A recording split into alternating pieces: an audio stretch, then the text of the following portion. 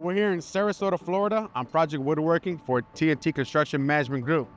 And this is a controlled environment warehouse, foundation slab on grade, contains a cooler freezer for storing meats and other goods below temperature, over 230 panels, of which 50 are thermal mass insulated panels, which is a two-system architectural and structural layer with a embedded thermal mass insulation in the middle.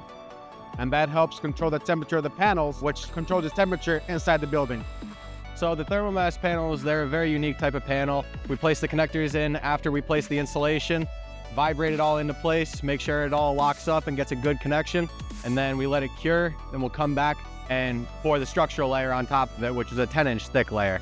So we got 3, 2, and 10 for a 15-inch thick panel. Our client approached us to accelerate the schedule at all possible.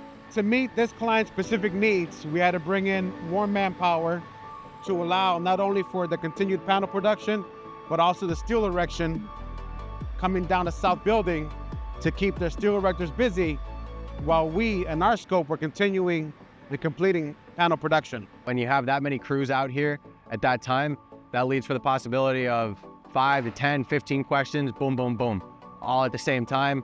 You know, prioritize. Do I need to figure out this first or that first?